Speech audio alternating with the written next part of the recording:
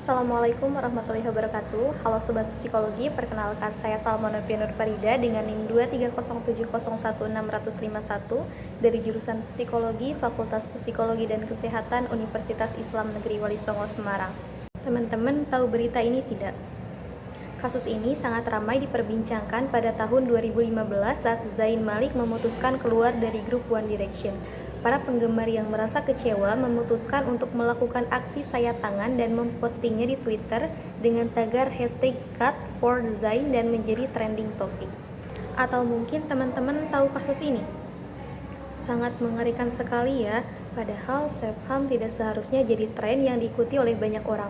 Apalagi ini seorang siswa loh, dan menurut berita yang beredar, semuanya berjenis kelamin perempuan, remaja dan perempuan. Ternyata menurut penelitian, self-harm mayoritas dilakukan oleh remaja dan dewasa awal dan mayoritas berjenis kelamin perempuan. Lantas ada apa sih dengan fase remaja? Menurut Sigmund Freud dalam bukunya yang berjudul Theories of Developmental, bahwa masa remaja adalah masa yang penuh konflik. Pada fase ini juga terjadi perubahan-perubahan yang membuat individu harus beradaptasi. Nah, pada fase beradaptasi ini, individu seringkali merasa tertekan, sehingga apabila individu tersebut melampiaskannya ke hal-hal yang negatif, mereka cenderung melakukan hal-hal yang merugikan diri mereka sendiri seperti self-harm. Selain itu, emosi pada fase ini juga belum stabil. Hal tersebut juga yang menjadi pendukung seorang individu melakukan self-harm. Teman-teman masih ingat nggak teori yang dikemukakan oleh Sigmund Freud mengenai id, ego, dan superego? Nah, kan ego ini menghasilkan pemikiran logis yang biasa kita gunakan untuk memecahkan masalah kita dalam kehidupan sehari-hari. Namun, apabila individu tidak mempunyai strategi untuk memecahkan masalah tersebut, maka id yang merupakan keinginan dan kesenangan dapat meremediasi dengan ego sehingga bisa saja melakukan perilaku yang merugikan diri sendiri seperti self-harm.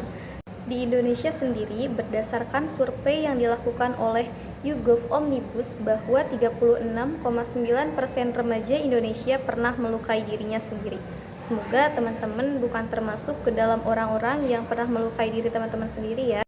Lantas apa saja sih bentuk-bentuk self-harm? Kalau yang udah gak asing kita dengar itu ada istilah self-cutting atau sayat menyayat tangan dengan benda tajam seperti silet. Nah, bukan hanya itu saja ternyata.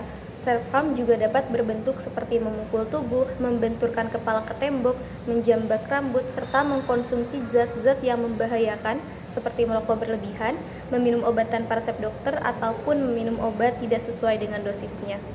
Bahkan mungkin teman-teman ada yang baru tahu bahwa menahan lapar juga bagian dari self-harm loh. Nah, bentuk menahan lapar seperti apa yang dimaksud? Kalau tujuannya untuk menjaga pola makan, maka itu bukan bagian dari self-harm. Yang merupakan bagian dari self-harm yaitu menahan lapar dengan tujuan untuk menyakiti dirinya sendiri.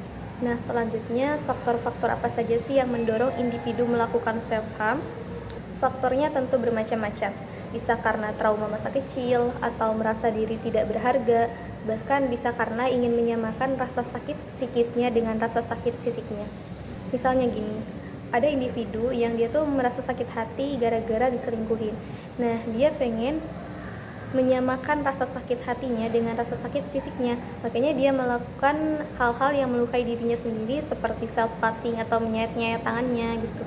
Dan tentunya itu bukan solusi yang tepat ya teman-teman. Setiap manusia pasti memiliki masalah yang berbeda serta penyelesaian yang beragam. Penyelesaian masalah ini tergantung kepada individunya. Ada individu yang menyelesaikan dan melampiaskan masalahnya ke hal-hal yang positif, namun ada pula individu yang melampiaskannya ke hal-hal yang negatif. Tentunya kita harus melampiaskan masalah kita ke hal-hal yang positif ya teman-teman. Apalagi dalam Islam sudah ditegaskan bahwa Allah Subhanahu wa Ta'ala tidak akan memberikan ujian di luar kemampuan kita. Allah saja percaya bahwa kita mampu. Masa kita sendiri tidak percaya kepada diri kita sendiri? Nah, lantas kalau semisal di lingkungan kita terdapat tanda-tanda individu melakukan self-harm, entah itu teman, sahabat, ataupun orang yang lain, maka ada beberapa hal yang bisa kita lakukan. Yang pertama, mengajak ia untuk pergi ke profesional seperti psikolog dan psikiater. Lalu kita bisa bantu dia untuk mengekspresikan perasaannya, yakni bisa dengan mendengarkan ia bercerita, atau kita bisa memberikan dia media untuk mengekspresikan perasaannya. Semisal dia suka menggambar, nah kita beri dia media untuk menggambar.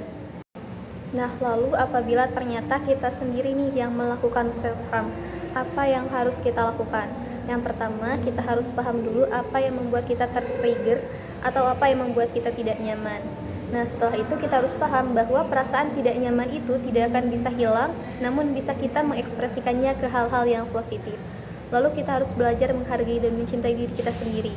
Apabila teman-teman masih suka melukai tangan teman-teman, teman-teman bisa nih gambar hal-hal positif seperti gambar kupu-kupu atau tempel stiker di tangan teman-teman agar teman-teman selalu ingat bahwa diri kita itu berharga loh. Dan yang paling penting, apresiasi diri kita sekecil apapun pencapaian yang kita lakukan. Jadi buat teman-teman yang masih berusaha keluar dari fase self-harm, semangat ya, ingat bahwa kita tidak sendiri. So, let's stop self-harm. Ingat bahwa diri kita berharga dan bermakna. Sekian yang dapat saya sampaikan. Wassalamualaikum warahmatullahi wabarakatuh.